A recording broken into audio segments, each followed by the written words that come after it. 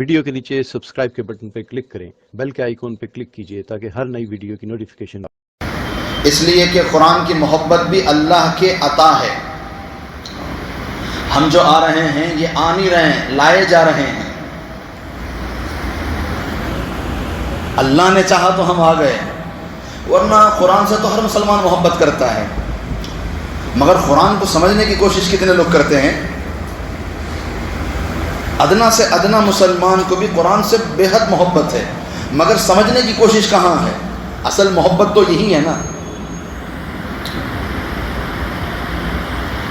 مسئلہ یہ ہے کہ قرآن سب پڑھتے ہیں، اثر ان پر کرتا ہے جو گناہوں سے بچتے ہیں۔ ایک مرتبہ ہمارے بزرگ بہت بڑے حضرت مولانا شاہ ابرار الحق صاحب ہردوئی، جن کا نورانی قاعدہ مشہور ہے، ہر مکتب میں بچے کو پڑھایا جاتا ہے، نورانی قاعدہ حضرت نے ترتیب دی ہے۔ تو مولانا شاہ ابرار الحق صاحب ہردوئی رحمۃ اللہ علیہ ایک مرتبہ کہیں سفر کے لیے نکلے، ایک بڑی کار حضرت کو لینے کے لیے آئی، حضرت بیٹھ گئے، گرمی کا زمانہ تھا، لو چل رہی تھی، تو کار میں بیٹھنے کے بعد حضرت نے فرمایا بھئی ایئر کنڈیشن چلا دو، یعنی اے سی چلا دو، گرمی بہت تیز ہو رہی ہے۔ تو اے سی چلا دی گئی، تو اس کے باوجود بھی گرمی ہو رہی تھی۔ تو پھر حضرت نے ڈرائیور صاحب سے پوچھا کہ کیا ہوا، کیا آپ کی اے سی کام نہیں کر رہی ہے، گرمی کیوں ہو رہی ہے اے سی کیا آن ہونے کے باوجود؟ تو پھر ڈرائیور نے کہا کہ نہیں اے سی تو سب ٹھیک ہے، لگتا ایسا ہے کہ کسی کا شیشہ کھلا ہوا ہے۔ تو سب نے جب دیکھا تو کسی ایک کا شیشہ تھوڑا اترا ہوا تھا، جس کی وجہ سے سارے اے سی کی ہوا باہر جا رہی تھی، کار ٹھنڈی نہیں ہو رہی تھی۔ تو پھر شیشہ اوپر کر دیا گیا، تو پھر تھوڑی دیر کے اندر پوری کار کیا ہو گئی، ٹھنڈی ہو گئی۔ تو اب حضرت والا نے فرمایا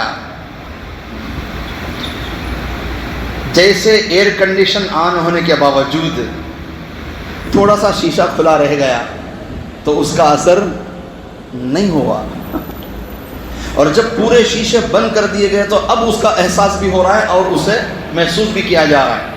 تو حضرت نے فرمایا ٹھیک اسی طرح اگر زندگی میں زبان، آنکھ اور کان کا شیشہ گناہوں سے بند کر دیا جائے تو دل میں نور، ایمان کی ٹھنڈک ضرور محسوس ہوگی۔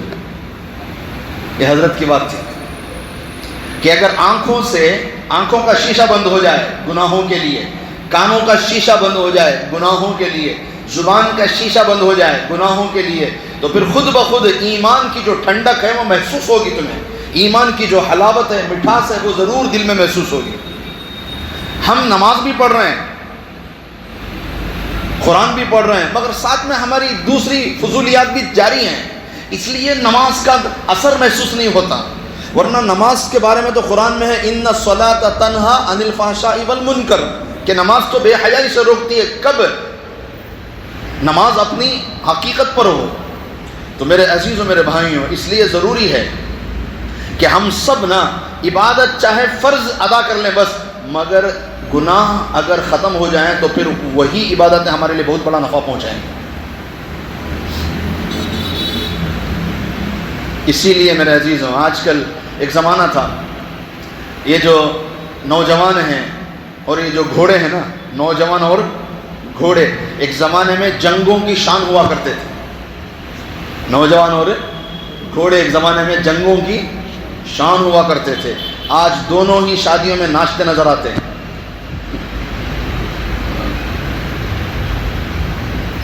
اصل مسئلہ تعلیم کا نہیں ہے، اصل مسئلہ تربیت کا ہے۔ تعلیمی ادارے تو گلی گلی کھلے پڑے ہیں، فقدان تو تربیت کا ہے، تربیت نہیں ہو رہی۔ باقی تعلیمی ادارے کتنے چاہیے آپ کو، گلی گلی میں اسکول ہے، گلی گلی میں مدرسہ ہے، اور کمی کیوں ہے؟ کمی تربیت نہیں ہے۔ ہمارے نوجوانوں کی تربیت ہوئی انشاءاللہ ہمارے نوجوان، اللہ تعالی ہم سب کو اور ہمارے نوجوان بچوں کو اللہ تعالی ہم سب کی تربیت فرمائے، اللہ ہم سب کی تربیت فرمائے، ہمارے بچوں کی اللہ تربیت فرمائے، ہمارے شہر میسور کے نوجوان بچوں کی تربیت فرمائے اللہ پاک۔ اعوذ باللہ من الشیطان الرجیم، بسم اللہ الرحمن الرحیم۔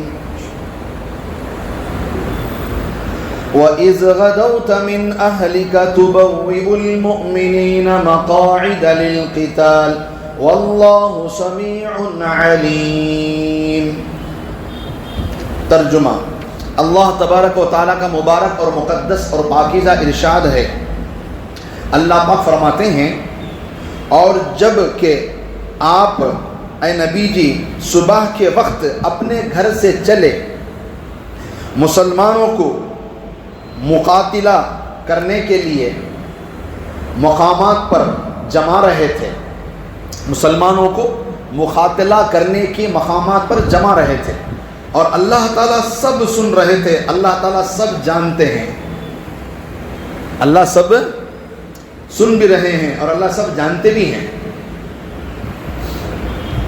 صدق اللہ العظیم۔ سورہ آل عمران کی یہ آیت نمبر 121 ہے۔ اس آیت کا خلاصہ یہ ہے کہ یہ آیت ایک واقعے کی طرف اشارہ کر رہی ہے، اور وہ واقعہ ہے غزوہ احد، جنگ احد۔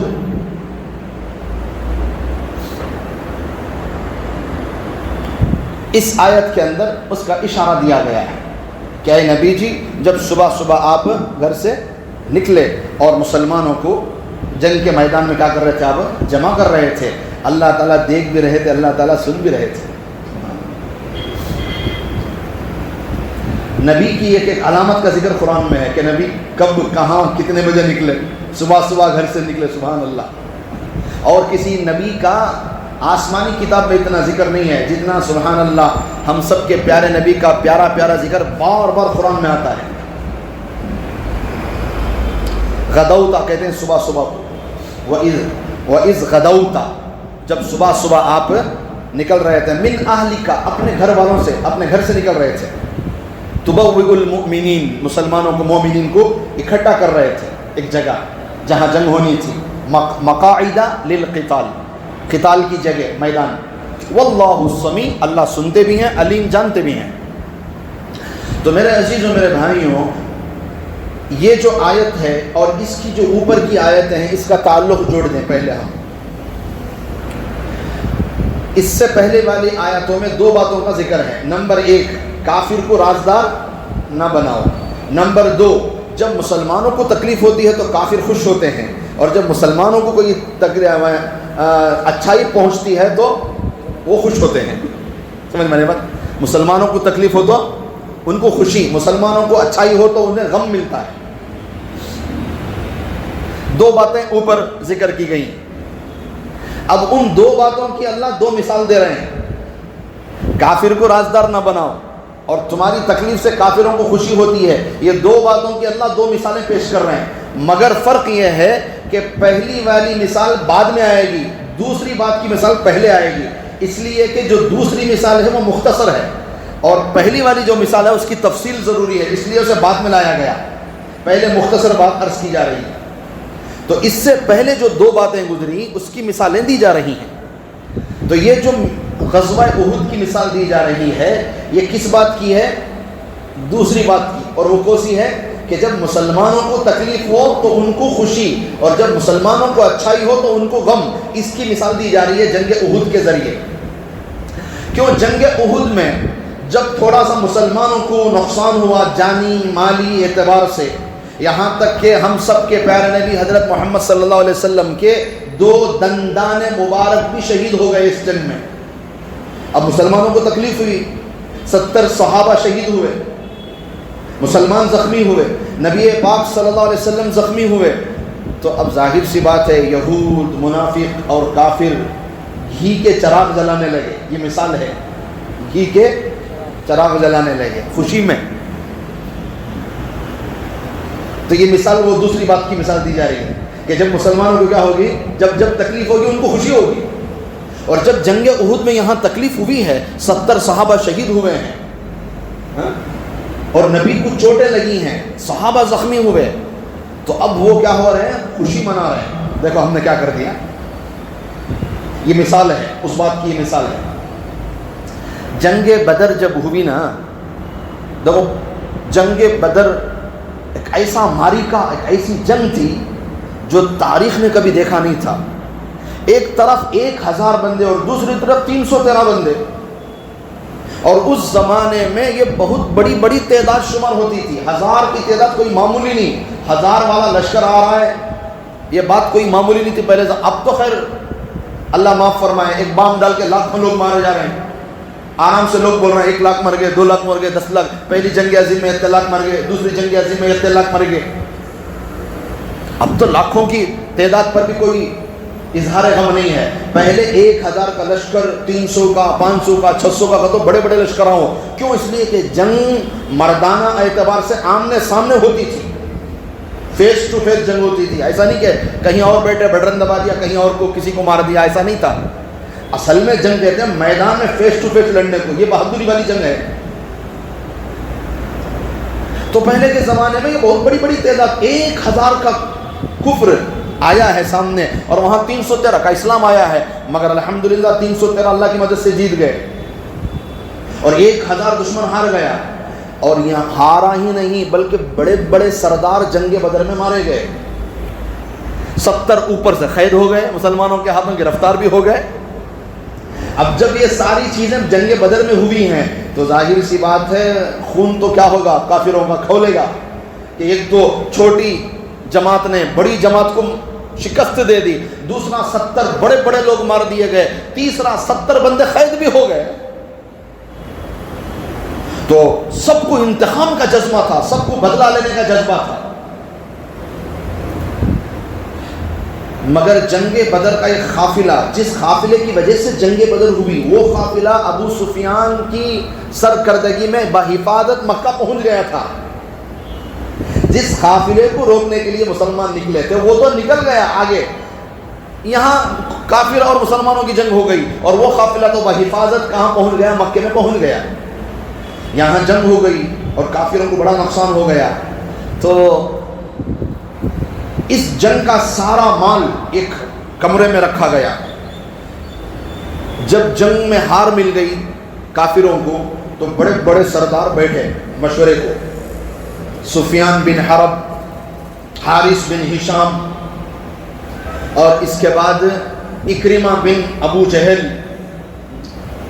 اسید، یہ بڑے بڑے سردار بیٹھے مشورہ کرنے کے لیے کہ بھئی ہماری جماعت کو بڑا نقصان ہوا ہے، ہمارے 70 لوگ مارے گئے، 70 گرفتار ہو گئے، اب ہم کیا کریں؟ تو سب نے کہا جو قافلہ ابو سفیان کا بحفاظت مکہ پہنچا ہے اس نے تقریباً 50,000 دینار نفع کما کر آیا ہے. سونے کے سکے دینار بولے تو 50,000 دینار. اب ہم یہ قسم اٹھائیں گے کہ جو تجارت کا مال اصل ہے وہ تو جن نے جتنا مال لگایا سب کو واپس کر دیں گے، مگر جو نفع ہے وہ کسی کو تقسیم نہیں کریں گے. پورے کا پورا نفع مسلمانوں کے خلاف استعمال کر کے مسلمانوں کو ہرائیں گے. یہ انہوں نے مشورہ کیا کہ جو ہم نے کمائی کی ہے اس کا نفع کیا کریں گے؟ مسلمانوں کے خلاف استعمال کریں گے. کیوں؟ ہمارے لوگ مارے گئے، ہمارے لوگ قید ہو گئے، ہم بدلہ لیں گے اور بدلہ لے کر رہیں گے. تو سارے مکے والوں نے کہا بالکل صحیح فیصلہ، ہمیں کوئی نفع نہیں چاہیے، بس ہمیں ہمارے اصل دے دو، جو نفع ہے وہ مسلمانوں کے خلاف ہتھیار خریدنے کے لیے رکھو. کتنا غصہ تھا. ہر گھر میں ماتم تھا مکے کے، ہر گھر میں کچھ نہ کچھ نقصان ہوا تھا، یا تو کوئی بندہ مارا گیا تھا یا کوئی بندہ قید ہو گیا تھا. تو سارے مکے کے اندر ہلچل مچی ہوئی تھی، مردوں میں عورتوں میں سب ہلچل مچی ہوئی تھی. ایک انتقام کی آگ تھی بدر کی بات. اب ہوا یوں کہ مکے کے اندر خفیہ میٹنگ ہوئی کہ اب ہم مسلمانوں کو بدلہ لیں گے. 50,000 دینار تو ہمارے پاس ہیں، اور ایک 50,000 دینار اگر مل جائیں تو بہترین انداز میں بدلہ لیا جا سکتا ہے. تو اس کے لیے کیا کریں بھائی؟ تو اس کے لیے یہ کریں گے کہ ایک اور قافلہ ہم کاروبار کو بھیجیں گے، اور وہ جو نفع کما کر آئے گا وہ اور یہ مل کر کیا کریں گے؟ جنگ، ایک پھر دوسری جنگ کریں گے، مسلمانوں پر اچانک حملہ کریں گے. یہ میٹنگ ہو گئی. اچھا میٹنگ تو ہو گئی، لوگ چلے بھی گئے. 2 راستے تھے مکے سے تجارت کے لیے، 2 رخ تھے. ایک یمن کا رخ تھا، ایک ملک شام کا رخ تھا. یمن کا جو راستہ تھا وہ مدینے سے ہو کر نہیں جاتا تھا، وہ راستہ جا سکتے تھے، آ سکتے تھے. مگر ملک شام کا جو راستہ ہے یہ مدینے کے اوپر سے جاتا تھا. اب جو یمن میں انہوں نے کمایا وہ یمن کا سیزن تو ختم ہو گیا، اب سیزن تھا ملک شام کا. اب ملک شام کو جانا آنا آسان نہیں، کیونکہ درمیان میں کیا پڑ رہا ہے؟ مدینہ پڑ رہا ہے، مسلمان رہتے ہیں. تو اب انہوں نے قافلہ تو بھیج دیا، کیونکہ بھیجتے وقت تو کوئی مسئلہ نہیں، نفع کما کر جب آئے تب مسئلہ ہے. تو یہ قافلہ تو چلا گیا مدینے کے اوپر سے ملک شام کو چلا گیا. واپسی کے وقت میں تو خوب نفع کمایا ہوا تھا. اب ان کو ڈر تھا کہ پہلی کی طرح کہیں مسلمان پھر ہمارا فالو نہ کر لیں. تو اب انہوں نے بیٹھ کر ملک شام سے ترتیب بنائی کہ ہم اب مدینے کے اوپر سے نہیں جائیں گے، اب ہم ایک دوسرا راستہ ہے، نجد والا راستہ، یعنی نجد، یہ ایک دو نجد ہیں. ایک نجد بولے تو ریاض ہے نا تمہارا سعودیہ میں، جدہ ریاض، اسے بھی نجد کہتے ہیں. ایک نجد عراق والا، حدیثوں میں جو آپ کو بار بار نجد کا لفظ ملے گا وہ عراق والا نجد ہے. اس زمانے میں جدہ ریاض کو نجد نہیں بولتے تھے. آج یہ تو نیا نام ہے، 100-125 سال پہلے نام رکھا گیا ریاض کا، جدہ کا نام نجد رکھا گیا، ورنہ اس سے پہلے اسے کوئی جدہ نجد نہیں بولتے تھے. اور آپ صلی اللہ علیہ وسلم کے زمانے میں حدیثوں میں جو نجد کا لفظ آیا ہے، آپ کو ملے گا، یہ حدیثوں میں نجد کا لفظ ملے گا. اس وقت جو نبی نے نجد فرمایا وہ نجد عراق والا ہے. اور نجد کہتے ہیں اونچائی پر رہنے والے مقام کو، تہامہ کہتے ہیں نیچے رہنے والے جگہ کو. تو عراق یہ سارا علاقہ نجد، اور وہ دوسرے جو نیچے تھے ان کو تہامہ کہا جاتا تھا. ایک مرتبہ آپ صلی اللہ علیہ وسلم نے دعا فرمائی، یا اللہ اللہم بارک لنا فی یمننا، اے اللہ ہمارے یمن میں برکت عطا فرما. اللہم بارک لنا فی شامنا، اے اللہ ہمارے ملک شام میں برکت عطا فرما. تو کسی ایک صحابی کھڑے ہو کر کہنے لگے، عرض کرنے لگے، اے پیارے نبی صلی اللہ علیہ وسلم، جب آپ ملک یمن کو بھی دعا کر رہے ہیں، ملک شام کو بھی دعا فرما رہے ہیں، تو میں مہربانی فرمائیں عراق کے لیے بھی دعا کر دیں، نجد جو عراق ہے اس کے لیے بھی دعا کر دیں. تو پھر ہمارے نبی نے دعا فرمائی، اللہم بارک لنا فی یمننا وبارک لنا فی شامنا. پھر خاموش ہو گئے. پھر وہ دوسرے اٹھے اور کہنے لگے، اے نبی جی، جہاں ملک یمن اور ملک شام کے لیے دعا ہو رہی ہے وہیں ملک عراق کے لیے بھی دعا کر دیں، اس لیے کہ ہم وہاں، ہمارے لیے وہاں سے بھی چیزیں آتی ہیں کھانے پینے پہننے کی، تو وہاں بھی آپ برکت کے لیے دعا کر دیں. تو آپ صلی اللہ علیہ وسلم نے دوسری مرتبہ بھی یمن اور ملک شام کے لیے دعا فرمائی، عراق نجد کے لیے دعا نہیں فرمائی. تو پھر تیسری مرتبہ جب صحابہ نے درخواست کی تو آپ نے اس کی وضاحت فرمائی. فرمایا کہ یمن اور ملک شام یہ امن والے علاقے ہیں، تھوڑا بہت یہاں اختلاف بھی رہے گا تو کوئی فرق نہیں پڑے گا، مگر یہ جو نجد ہے نا عراق کا، یہ وہ علاقہ ہے جہاں قیامت کے قریب بہت سے فتنے پیدا ہوں گے. اور آپ صلی اللہ علیہ وسلم نے فرمایا، جو میں نے کہا ہے کہ میری امت میں 73 فرقے ہوں گے، ایک فرقہ جنت میں جائے گا اور 70 پر 2 جہنم میں جائیں گے. یہ جو 70 پر 2 فرقے ہیں ان سب کا تعلق عراق سے ہوگا کسی نہ کسی انداز میں. اس لیے نبی نے عراق کے لیے دعا نہیں فرمائی، کیوں؟ سارے فتنے وہیں سے پیدا ہوں گے، قیامت کے قریب تو فتنوں کا گڑھ بن جائے گا وہ. سبحان. تو اس لیے آپ نے اس نجد کے لیے دعا نہیں کی. اور اچھا، نجد میں اور نجد میں بغداد ہے، نجد میں کوفہ ہے، نجد میں بصرہ ہے. یہ تینوں علاقوں کے بارے میں آپ تاریخ اٹھا کر دیکھ لیں، کسی نے تاریخ میں کبھی ان ملکوں پر فتح حاصل نہیں کی. بغداد کو کبھی کسی نے فتح نہیں کیا، کسی بادشاہ نے ملک کوفہ کو کبھی فتح نہیں کیا، کسی بادشاہ نے بصرہ کو کبھی فتح نہیں کیا. کیوں؟ کہ وہاں کے لوگ بڑے سخت مزاج کے پہاڑی علاقے کے لوگ ہیں، وہ کبھی کسی سے نہیں ہارے. اس لیے دنیا میں کوئی بادشاہ وہاں پر گیا بھی نہیں اور حملہ بھی نہیں کیا، اس لیے کہ ان سے جتنا بس کی بات نہیں ہے. مگر ایک بات یہ بھی ہے کہ وہاں بہت سارے لوگ ایسے ہیں جو جھوٹے بھی ہیں اور بہت سارے لوگ دھوکے باز بھی ہیں. مشہور ہے کوفہ کے بارے میں، الکوفی لا یوفی، کہ جو کوفی کا رہنے والا ہے وہ وفادار نہیں ہو سکتا، لا یوفی. اسی لیے جب کوئی کوفی حدیث بیان کر رہا ہو تو یاد رکھو 90% جھوٹا بیان کرے گا. تو میرے عزیزوں، حدیث مبارکہ میں جو نجد کا علاقہ، نجد کے بارے میں بات آئے گی، وہ نجد یہ جدہ والا نہیں ہے، وہ نجد عراق والا ہے. تو ان مشرکین مکہ کا جو دوسرا سفر ملک شام کی طرف ہوا، واپسی کا راستہ مدینے کے اوپر سے تھا، تو انہوں نے بیٹھ کر یہ میٹنگ کی کہ ہم اگر مدینے کے اوپر سے جائیں گے ان کو اطلاع مل جائے گی، پھر وہ ہمارا راستہ کاٹیں گے، اس لیے مناسب ہے کہ ہم کیا کریں گے، دور کا راستہ اختیار کریں گے جو مدینے سے دوسرا علاقہ، مگر وہ راستہ لمبا، مگر وہاں سے آئیں گے کیونکہ تو ہمارا جو نفع ہے وہ بچنا ضروری ہے اور ہمارے قافلے کی حفاظت ضروری ہے۔ تو انہوں نے نجد، عراق، پھر یوں مکے کی طرف آنے کا راستہ انہوں نے میپ بنایا، اور وہ لوگ، وہ قافلہ ملک شام سے نکل گئے اسی راستے میں۔ تو مسلمانوں کو کچھ بھی علم نہیں ہے کہ اس طرح سے مکے کے اندر تیاریاں ہو رہی ہیں دوسرے جنگ کی، اور کچھ ایک قافلہ کہاں چلا گیا ہے، اس کے طرح ملک شام جا کر نفع کما کر آ کر آئے۔ مسلمانوں کو کچھ بھی علم نہیں ہے، مسلمان اپنی زندگی میں مصروف ہیں۔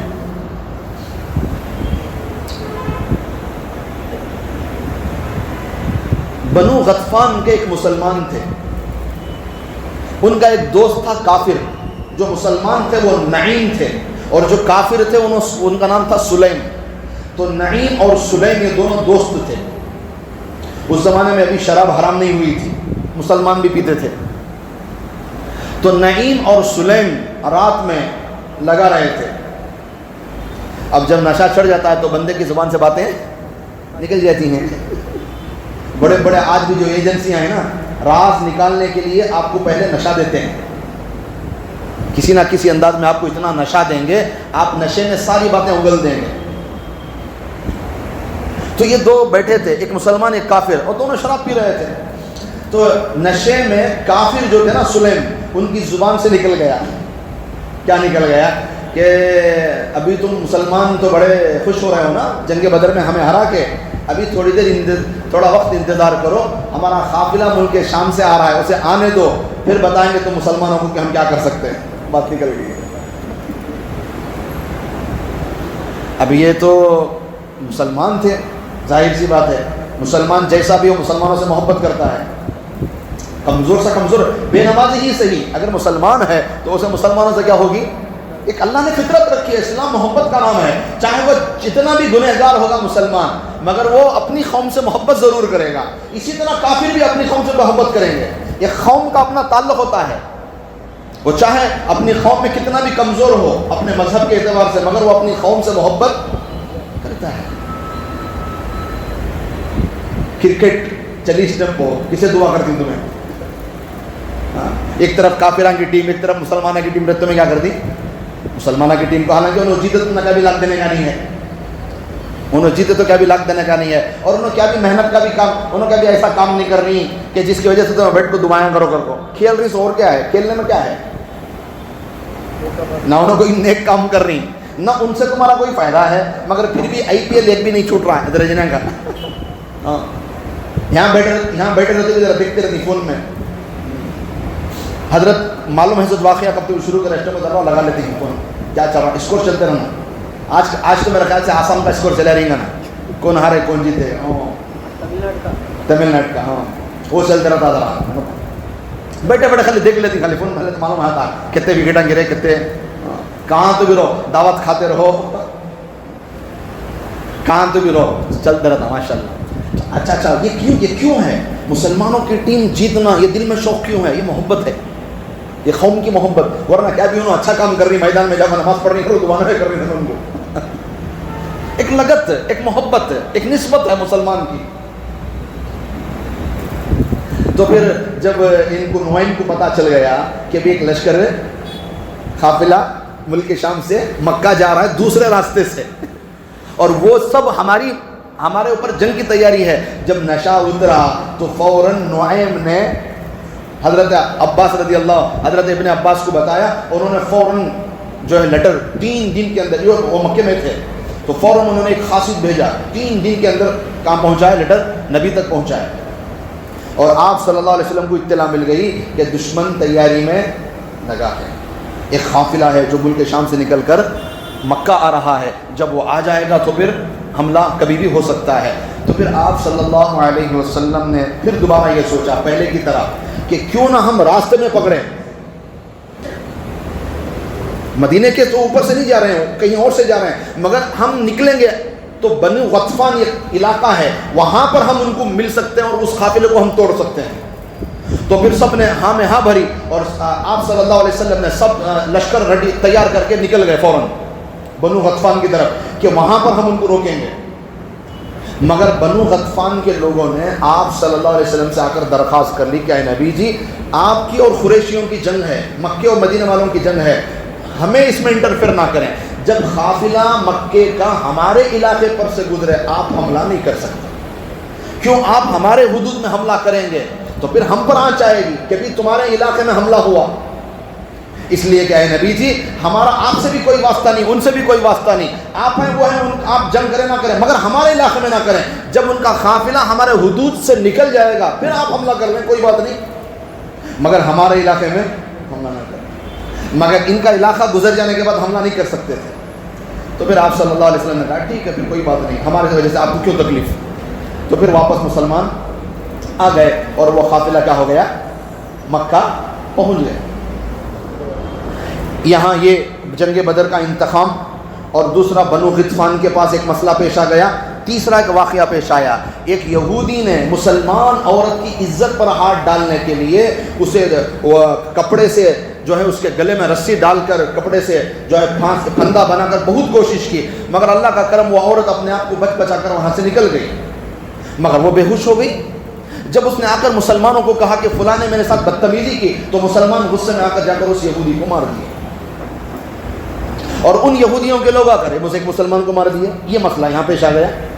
میں آپ کو بس یہ عرض کرنا چاہ رہا ہوں، آگ جو جنگ احد ہوئی ہے یہ چاروں طرف سے آگ بھڑکی ہے، ایک جنگ بدر کا انتخاب، اور ایک لشکر چھوٹ گیا، ایک بنو غطفان سے مسئلہ پیش آ گیا، ایک یہودی جو ہے مسلمان عورت پر اس نے جو ہے بدتمیزی کی، یہ ساری چیزیں مل کر ایک جنگ کا سبب بنا۔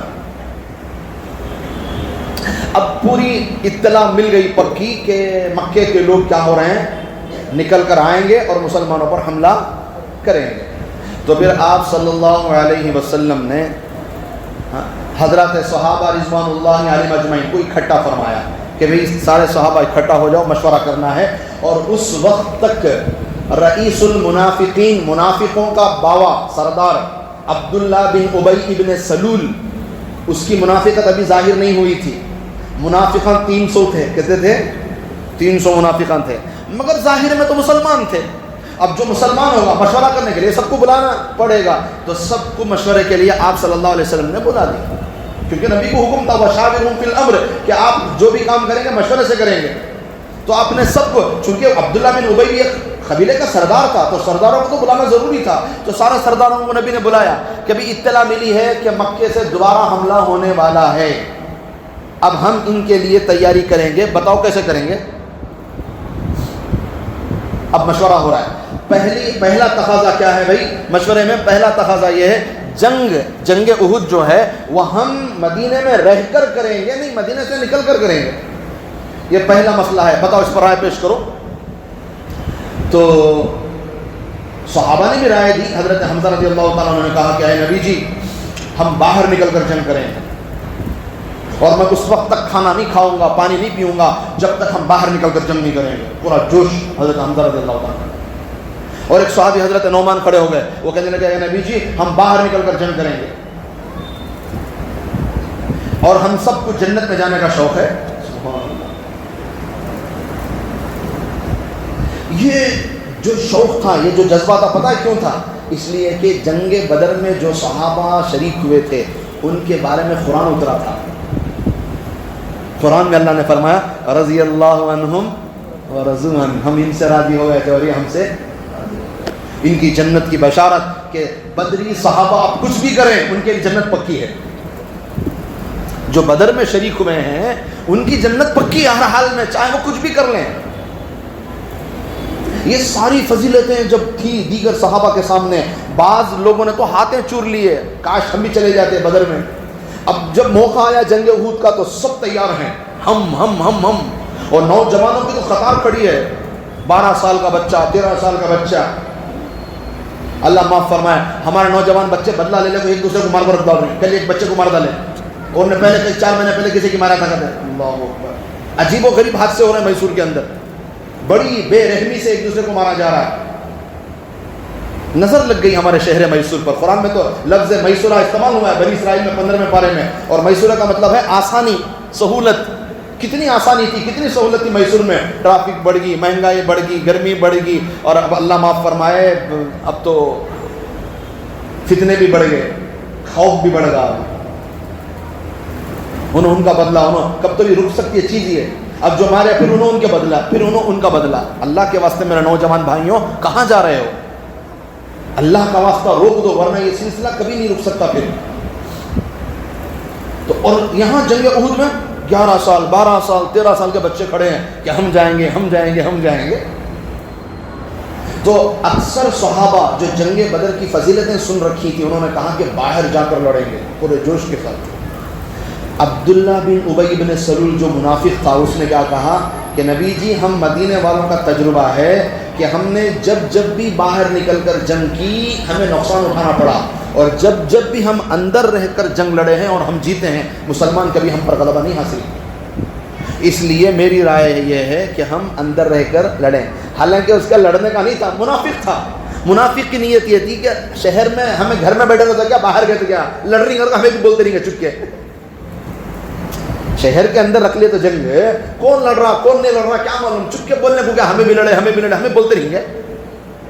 یہ اس کی نیت تھی. سو ورنہ اصل میں کیا بھی دوسری نیت نہیں تھی, مگر وجہ اپنی رائے پر وجہ پیش کرتی نہ, تو نہیں وجہ یہ پیش کریا.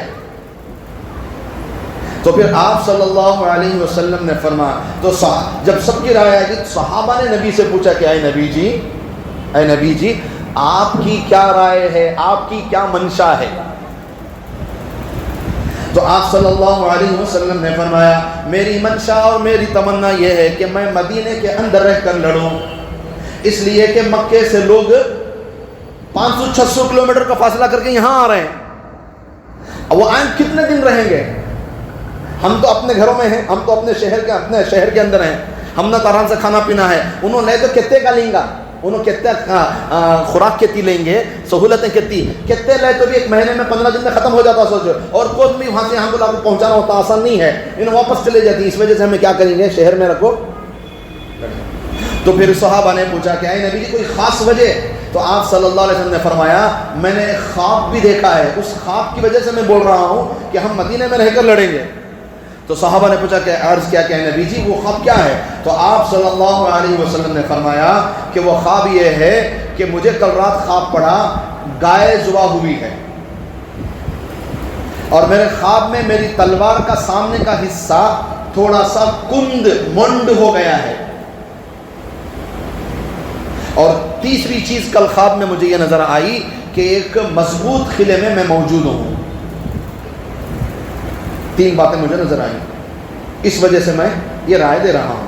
تو حضرات صحابہ رضوان اللہ علیہم اجمعین نے عرض کیا کہ اے نبی جی گائے ذبح ہونا, اے نبی جی آپ کی تلوار کا کند ہونا سامنے والا حصہ, اور اے نبی جی مضبوط قلعے کا مطلب کیا ہے, اس کی تعبیر کیا ہے؟ تو انشاءاللہ پھر اس کی تعبیر کل بیان کی جائے گی, ٹھیک ہے نہیں؟ اتنا بات ذہن میں رکھو. انشاءاللہ کنٹینیو بات سنے, تو جو حضرات آج آئے ہیں ان سے درخواست ہے